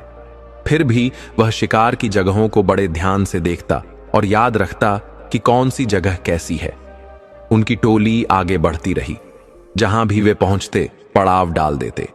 अरुण घोड़े पर सवार होकर जंगल के कोने कोने में घूमता, लेकिन कोई खतरनाक जानवर उस पर हमला नहीं करता था, क्योंकि उसके तरकश में तीर हर पल तैयार रहते थे। हर जगह वह खुद जाकर आसपास के गांवों और कबीलों में पूछताछ करता, शायद कोई घटना घटी हो जिससे उसे कोई सुराग मिल सके। आखिरकार उसने उत्तर दिशा में उस आखिरी जंगल का रुख किया जो नंदनवन के नाम से प्रसिद्ध था। उसने सुना था कि यह जंगल बड़ा रहस्यमयी है। राजा चित्रकेतु ने उसे वहां जाने से मना किया था और कहा था, अब तक जितने इलाके देखे गए वे काफी हैं। कुछ लोग कहते थे वहां गंधर्व आते हैं, कुछ कहते थे वह जादूगरों का स्थान है। अरुण ने राजा की बात मान ली थी और अपना दल वापस रूपनगर ले आया। राजा चित्रकेतु को सुरक्षित महल में पहुंचाकर रात के समय चुपचाप अरुण ने अपना घोड़ा तैयार किया और अकेले ही निकल पड़ा। उसके मन में एक बेचैनी थी, आखिर इस जंगल में कौन से रहस्य छिपे हुए हैं। उसे गहरा विश्वास था कि पराग और कृपाल का सुराग उसी नंदनवन से मिलेगा। रात भर अरुण अपने घोड़े को दौड़ाता रहा और आखिरकार नंदनवन पहुंच गया। उसने वहां पहुंचते ही अपने इष्ट देव का स्मरण किया और अपनी उंगली में पहनी हुई चमत्कारी अंगूठी की ओर देखा। लेकिन तभी उसे नागराज की वह चेतावनी याद आ गई जिसमें उन्होंने कहा था, इस अंगूठी का दुरुपयोग मत करना। इसका उपयोग केवल संकट के समय या दूसरों की भलाई के लिए करना। अरुण का मन अंगूठी का दुरुपयोग करने का नहीं था, इसलिए उसने उसे छूना तक नहीं चाहा। जंगल में कदम रखते ही उसने अपने मन को सतर्क कर लिया। चारों ओर अजीब अजीब आवाजें गूंज रही थीं, जो किसी भी खतरे का संकेत हो सकती थीं। तभी अचानक एक सिंह की भयंकर दहाड़ सुनाई दी, जिससे अरुण चौंक गया। दहाड़ इस बार उसके बहुत करीब से आई। उसने देखा कि एक भयंकर सिंह उसकी ओर झपटता चला आ रहा है। अरुण ने तुरंत अपनी कमान से तीर निकाला और सिंह की ओर छोड़ दिया। तीर सीधा सिंह के मुंह में जा लगा, लेकिन सिंह मरा नहीं, बल्कि अरुण की आंखों के सामने ही वह सिंह अपना रूप बदलने लगा। देखते ही देखते वह एक सुंदर हिरण में बदल गया और वहां से भाग खड़ा हुआ। अरुण ने घोड़ा बढ़ाया और उसके पीछे दौड़ पड़ा। फिर उसने दोबारा तीर निकाला और भागते हुए हिरण पर निशाना साधा। लेकिन आश्चर्य की बात यह थी कि जैसे ही तीर छोड़ा, हिरण गायब हो गया और उसकी जगह एक सन्यासी युवक प्रकट हो गया जो मंद मंद मुस्कुरा रहा था। अरुण यह देखकर चौंक गया कि उसने अनजाने में किसी मनुष्य पर हमला कर दिया। सन्यासी के हाथ में कमंडल था और वह मंत्रमुग्ध करने वाली चाल से आगे बढ़ रहा था। उसने अरुण की ओर देखा और उसकी आंखों का ऐसा तेज था कि अरुण खुद को उसके सम्मोहन में खींचता हुआ महसूस करने लगा। अब अरुण घोड़े से उतरकर मानो उसकी गिरफ्त में धीमे धीमे उसके पीछे चलने लगा। चलते चलते वे एक बड़े पेड़ के पास पहुंचे, जिसकी जड़ों के पास एक गुफा जैसी आकृति बनी हुई थी। उस गुफा के ऊपर झाड़ियां फैली थीं। अरुण ने उन झाड़ियों को हटाया और भीतर दाखिल हो गया। गुफा में घुसते ही वह एक विशाल दरवाजे के सामने पहुंचा। अरुण अपने घोड़े समेत दरवाजे के भीतर गया और वहां जो उसने देखा उससे उसकी आंखें अचंभित रह गईं। बाहर से वह जगह एक साधारण पेड़ की तरह लगती थी, लेकिन भीतर एक अद्भुत और रहस्यमयी दुनिया बस रही थी। वह चौड़े रास्ते पर घोड़े को लेकर आगे बढ़ता रहा। उसने देखा कि आगे एक अस्तबल था, जहां उसने अपने घोड़े को बांध दिया। फिर वह उस सन्यासी के पीछे पीछे चलने लगा, जैसे कोई सेवक अपने स्वामी का आदेश मानता है। आगे उसने देखा कि कई महल खड़े थे, जिनमें से एक बड़ा महल सबसे प्रमुख था। महल के द्वार पर संतरी तैनात थे। वे महल के भीतर चले गए और अरुण भी उनके पीछे हो लिया। महल के अंदर एक विशाल कक्ष था, जहां कई लोग पहले से बैठे थे।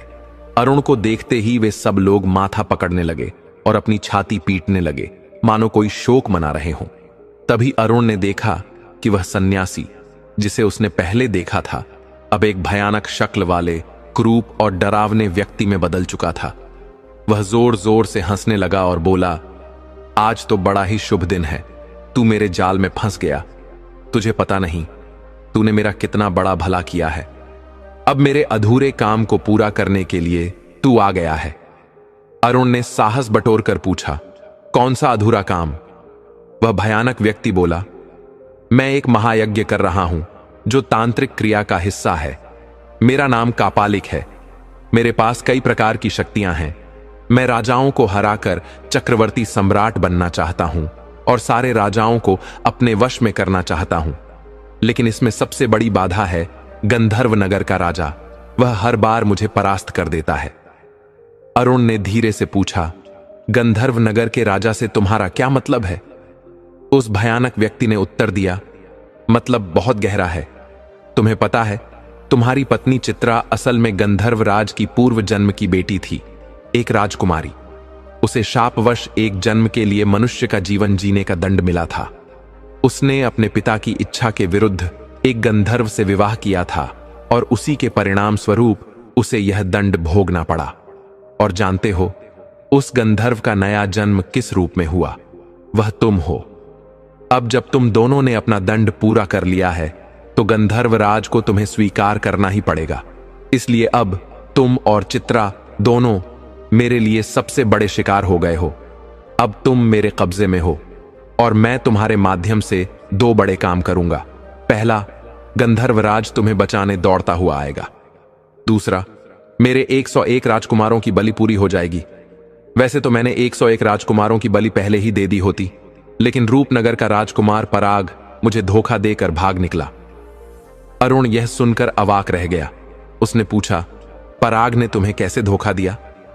वह व्यक्ति बोला, दिन के समय मेरी शक्तियां कमजोर हो जाती हैं। वह मेरी गतिविधियों पर नजर रख रहा था और उसने मेरे 2-4 मंत्र सीख लिए। वह बहुत चतुर निकला। उसने जाल तोड़ने का तरीका खोज निकाला, लेकिन वह अपने असली रूप में वापस नहीं लौट पाया। अरुण ने हैरान होकर कहा, क्या तुम सच कह रहे हो? वह व्यक्ति बोला, हां, मैं अपनी शक्ल बदलने में माहिर हूं ताकि पकड़ा ना जाऊं, और अगर कभी पकड़ भी लिया जाऊं तो फिर से अपना असली रूप धारण कर सकूं। मैंने यहां एक राजकुमारी को भी बंदी बनाकर रखा था जिसे मैं अपनी रानी बनाना चाहता था, लेकिन वह दुष्ट पराग उसे भी लेकर भाग गया।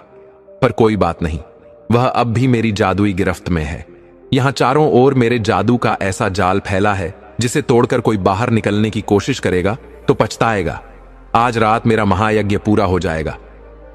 उसके बाद कापालिक जोर जोर से हंसता हुआ अहंकार में डूबकर बाहर चला गया। उसने चारों ओर नजर दौड़ाई।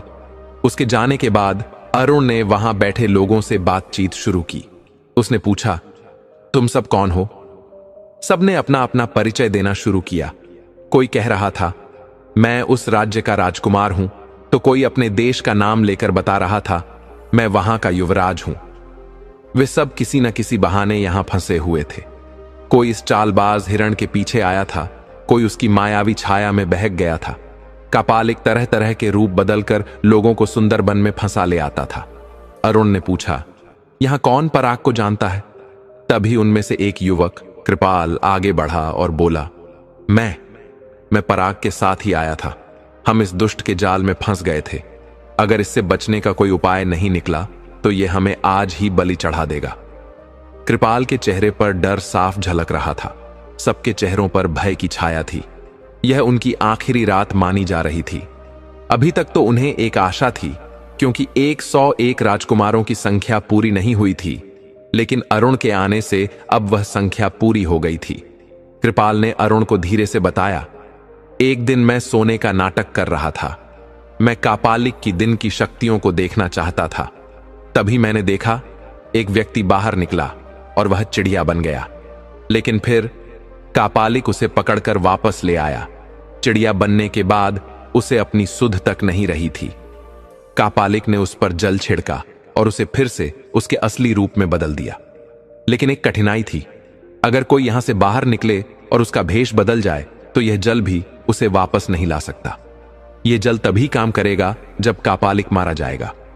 अब उनके पास बहुत कम समय रह गया था और सब लोग गहन विचार करने लगे। उनके मन में कई योजनाएं आ रही थीं, पर कोई भी योजना इतनी ताकतवर नहीं लग रही थी कि कापालिक को हराया जा सके। ऐसे कठिन समय में अरुण को अपनी चमत्कारी अंगूठी की याद आई।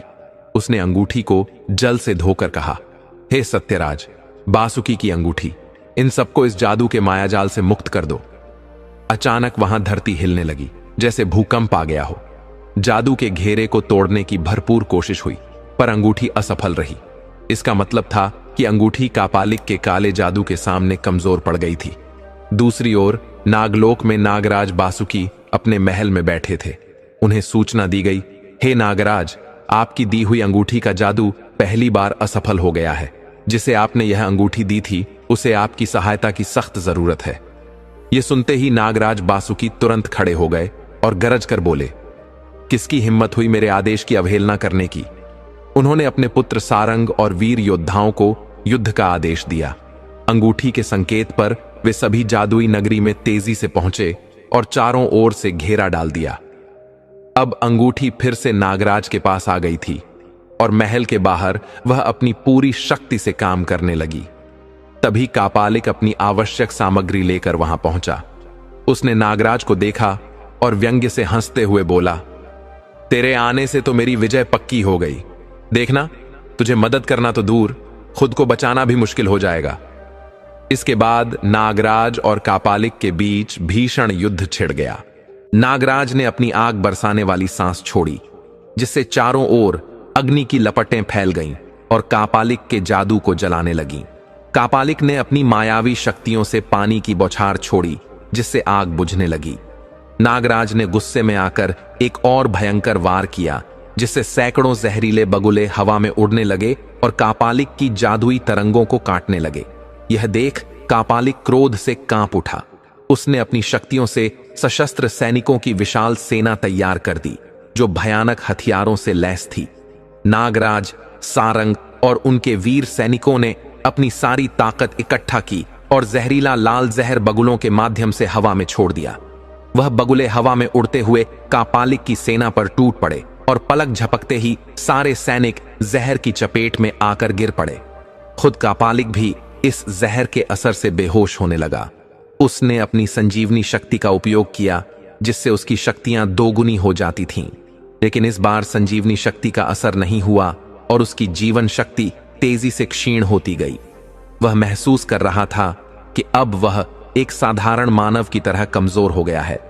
जैसे ही कापालिक की ताकत कम होने लगी, नागराज ने सबको बाहर निकलने का आदेश दिया। सभी राजकुमार तेजी से बाहर दौड़े, लेकिन बाहर निकलते ही वे सब हिरण में बदल गए। कापालिक का जादू अब भी टूटा नहीं था और नागराज को इसकी जानकारी नहीं थी। अरुण को इस बात का पहले से अंदेशा था, लेकिन उसकी चेतावनी को किसी ने नहीं सुना, क्योंकि सब अपनी जान बचाने में व्यस्त थे। अब अरुण हताश हो गया। उसे लगा उसकी सारी मेहनत व्यर्थ हो गई। बाहर आए राजकुमारों को उनके असली रूप में लाना अब बहुत मुश्किल लग रहा था। अरुण महल के दरवाजे पर दौड़ता हुआ पहुंचा और जोर से चिल्लाया, कोई भी जंगल में मत बिखरो, सभी लोग इकट्ठे रहो, मैं कुछ करता हूं। नागराज और कापालिक ने भी उसकी आवाज सुनी, लेकिन कापालिक अब दो तरफ से कमजोर हो चुका था। अगर वह इन हिरणों को पकड़ने की कोशिश करता तो नागराज उस पर भारी पड़ता। नागराज ने भी अरुण की चेतावनी सुनी और हिरणों से कहा, तुम सभी एक जगह इकट्ठे रहो, तुम्हें तुम्हारे असली रूप में वापस लाने का पूरा प्रयास किया जाएगा। हालांकि अब वे राजकुमार हिरण बन चुके थे, लेकिन वे अरुण की बात समझ सकते थे और सब एक जगह खड़े होकर अरुण की ओर देखने लगे। अरुण और सब ने मिलकर सलाह की और तय किया कि वे युद्ध स्थल से दूर किसी सुरक्षित जगह छिप जाएंगे। वे बाहर नहीं निकले, क्योंकि सब जानते थे अगर वे बाहर निकले तो किसी और जानवर में बदल जाएंगे और फिर कुछ नहीं कर पाएंगे। अरुण हाथ में जल का कलश लिए खड़ा था, इस उम्मीद में कि जैसे ही कापालिक का जादू टूटे, वह तुरंत उस जल को हिरणों पर छिड़क सके। नागराज बासुकी भी समझ चुके थे कि कापालिक को हराना ही सबसे जरूरी है। नागराज ने देखा कि कापालिक मरते मरते भी अपनी संजीवनी शक्ति से जीवित हो रहा है। तब नागराज ने अपनी योग शक्ति का उपयोग किया। योग शक्ति से अदृश्य किरणों का जाल कापालिक के गले में लिपट गया और उसकी प्राणवायु को सोखने लगा। कापालिक दम घुटने से तड़पने लगा। उसकी सारी मायावी शक्तियां धीरे धीरे क्षीण होने लगीं। पहले से ही थकी हुई उसकी शक्ति इस भीषण युद्ध के बाद और टूटने लगी। अंततः कापालिक धरती पर गिर पड़ा, मृत। जैसे ही वह मरा, वहां के सारे महल और मायावी चीजें एक झटके में गायब हो गईं। चारों ओर बस पेड़ों का जंगल रह गया और अरुण के हाथ में वही जल का कलश था। सबने मिलकर नागराज को धन्यवाद दिया। हे नागराज, आपने संकट के समय हमारी रक्षा की। नागराज ने नम्र स्वर में उत्तर दिया, तुम सबने भी हमारे इकलौते पुत्र सारंग की रक्षा की थी। हम नाग उपकार भूलते नहीं। नागराज ने वह अंगूठी फिर से अरुण को सौंप दी और कहा, हे वीर, तुम्हारी ईमानदारी और सेवा भावना ने हमारा दिल जीत लिया। इस अंगूठी का प्रयोग सदा परोपकार के लिए करना, तभी यह असरकारी रहेगी। नागराज अपने सैनिकों और पुत्र सारंग के साथ वहां से लौट गए। अब अरुण ने हिरणों को ढूंढना शुरू किया। थोड़ी देर में वह उन्हें झुरमुट में पा गया। उसने उन पर कलश का जल छिड़क दिया और एक एक करके सभी धुएं के बादलों में गिरकर अपने असली स्वरूप में लौट आए। सब राजकुमारों ने अरुण की जय जयकार की और अपने अपने राज्यों को लौट गए। अरुण भी कृपाल के साथ अपने नगर की ओर चल पड़ा। जल का कलश कृपाल के हाथ में था, लेकिन अरुण के मन में एक पीड़ा थी। पराग कहीं नहीं मिला। पराग न सही, लेकिन उसने 101 राजकुमारों और कृपाल को मुक्त करवाया था, जो किसी चमत्कार से कम नहीं था। लंबी और थका देने वाली यात्रा के बाद जब अरुण अपने नगर लौटा तो वहां उसके लौटने से सभी लोग प्रसन्न हो उठे। मंत्री ने जैसे ही अपने पुत्र कृपाल को जीवित देखा, उसकी आंखों में खुशी के आंसू छलक उठे। कृपाल ने बताया कि अरुण ने उसे बचाया है। मंत्री भावुक होकर अरुण के चरणों में गिर गया और कहा, हे राजकुमार, आपने हमें नया जीवन दिया है। अरुण को देखकर उसकी प्यारी बिल्ली दौड़कर उसकी गोद में बैठ गई और उसका तोता भी उसके पैरों के पास आकर बैठ गया। तभी कृपाल हाथ में जल का कलश लेकर आया और बोला, राजकुमार, यह जल का कलश लीजिए, मैं आपको देना भूल गया था। अरुण को गुस्सा आ गया। अब इस जल का हम क्या करेंगे? जब हमें पराग ही नहीं मिला तो यह बेकार है। यह कहकर उसने गुस्से में वह जल उड़ा दिया, जो सीधा बिल्ली और तोते पर गिर पड़ा। और फिर जो हुआ वह किसी ने कल्पना भी नहीं की थी। धुएं के 2 गुब्बार उठे और जब धुआं साफ हुआ तो अरुण ने देखा तोते की जगह एक सुंदर राजकुमार खड़ा था और बिल्ली की जगह एक अत्यंत सुंदर राजकुमारी खड़ी थी। अरुण दंग रह गया। कृपाल ने कहा, यह तो हमारे राजकुमार पराग हैं। यह सुनकर अरुण की सारी मेहनत सफल हो गई और उसकी खुशी का ठिकाना न रहा। समाचार बिजली की तरह महल में फैल गया। राजा चित्रकेतु और रानी लेखमती खुशी से झूम उठे। पराग दौड़कर अपने माता पिता से लिपट गया। वर्षों बाद बेटे से मिलकर राजा रानी की आंखों में खुशी के आंसू छलक उठे। रानी की नजर उस सुंदर राजकुमारी पर पड़ी। उन्होंने पूछा, यह कौन है? राजकुमार पराग ने विनम्रता से उत्तर दिया, यह राजकुमारी रत्नावली है, जिसे कापालिक ने अपहरण कर लिया था। हम दोनों वहां से भाग निकले थे, पर रूपनगर पहुंचने से पहले ही कापालिक के जादू में फंस गए थे। राजकुमारी रत्नावली को सम्मानपूर्वक उसके घर भेजा गया। इसके बाद राजा चित्रकेतु और रानी लेखमती ने पराग को धन्यवाद दिया। फिर एक नया भव्य समारोह आरंभ हुआ। राजकुमार पराग और राजकुमारी रत्नावली का विवाह। विवाह इतनी धूमधाम से हुआ कि पूरे नगर में उत्सव का माहौल बन गया। राजकुमारी रत्नावली अब रानी बनकर रूपनगर में आ गईं। राजा चित्रकेतु और रानी लेखमती का दिल अब सुकून से भर गया था कि उनका उत्तराधिकारी लौट आया। राजकुमार पराग का राज्याभिषेक बड़े हर्षोल्लास से हुआ। राजा बनने के बाद पराग अपने माता पिता चित्रकेतु और लेखमती को लेकर चंदनपुर चला गया। विदाई के समय राजा चित्रकेतु और रानी लेखमती की आंखों में आंसू थे। उन्होंने सुगंधा से कहा, आपने तो हमारा उद्धार किया, आपसे बिछड़ना कठिन है। रानी सुगंधा मुस्कुराकर बोली, मैं जल्द ही फिर आऊंगी, उदास मत होइए। अरुण हंसते हुए बोला, हमारा उड़न खटोला है ना, पलक झपकते ही पहुंच जाएंगे। यह सुनकर सब हंस पड़े और उड़न खटोला बुलाया गया। थोड़ी देर में उड़न खटोला आकाश में उड़ता हुआ ओझल हो गया। राजा चित्रकेतु, रानी लेखमती, राजकुमार पराग और रानी रत्नावली सब अपने महल में लौट आए। अब उनके दुखों के दिन बीत चुके थे और उनके जीवन में सुख शांति का सूरज चमक रहा था। दर्शक बंधु, यह कथा अब भी यही समाप्त नहीं होती।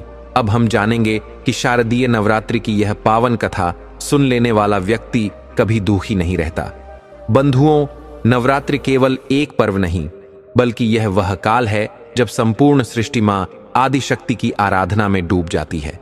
कहते हैं कि जो भी भक्त शारदीय नवरात्रि की कथा को श्रद्धा और भक्ति के साथ सुनता है, उसके जीवन से दुखों का अंधकार सदा के लिए मिट जाता है। पुराणों में वर्णन आता है कि एक बार देवताओं और दैत्यों के बीच भयानक युद्ध छिड़ गया। दैत्यराज महिषासुर ने अपने तप और वरदान के बल से संपूर्ण त्रिलोक को जीत लिया। देवता निराश होकर ब्रह्मा, विष्णु और महेश के पास पहुंचे और करुण स्वर में प्रार्थना की, हे देवाधिदेव, यह महिषासुर हमें परास्त कर चुका है, अब हमें कोई उपाय सुझाइए। तब त्रिदेवों ने अपने अपने तेज का अंश निकाला और उससे एक दिव्य स्त्री रूप प्रकट हुआ। वह थी मां दुर्गा, जिन्हें आदिशक्ति, जगत जननी और त्रिलोकी की रक्षिका कहा गया। उनके प्रत्येक अंग से देवताओं ने शस्त्र प्रदान किए। शिवजी ने त्रिशूल, विष्णु ने सुदर्शन चक्र, इंद्र ने वज्र और अन्य देवताओं ने भी अपने दिव्य अस्त्र उन्हें अर्पित किए। मां दुर्गा ने महिषासुर से 9 दिनों और 9 रातों तक युद्ध किया। वह युद्ध केवल शक्ति का नहीं था, बल्कि धर्म और अधर्म के बीच का निर्णायक संघर्ष था। 9वें दिन जब महिषासुर अपने भैंसे के रूप में क्रोधित होकर आया, तब मां ने अपने त्रिशूल से उसका वध कर दिया। उस क्षण संपूर्ण देवता, अर्षि, मुनि और प्रजाजन आनंद से झूम उठे। धरती पर फिर से शांति और धर्म की स्थापना हुई। बंधुओं, यही शारदीय नवरात्रि की महिमा है। यह 9 दिन केवल उपवास और पूजन का समय नहीं, बल्कि आत्मा को शुद्ध करने का, अपने भीतर छिपे महिषासुर, अहंकार, लोभ, क्रोध और ईर्ष्या को समाप्त करने का अवसर है। कहते हैं कि जो इस कथा को ध्यानपूर्वक सुनता है और मां दुर्गा की आराधना करता है, उसके जीवन से सारे संकट दूर हो जाते हैं। दुख, दरिद्रता, रोग और भय उसके निकट नहीं आते। नवरात्रि के इन पावन दिनों में मां दुर्गा स्वयं अपने भक्तों के द्वार आती हैं और उनके जीवन को सुख समृद्धि से भर देती हैं। यही कारण है कि इस कथा को सुन लेने मात्र से मनुष्य के जीवन में कभी भी दुख स्थायी रूप से नहीं टिक पाता। बंधुओं, यह रही शारदीय नवरात्रि की पावन कथा।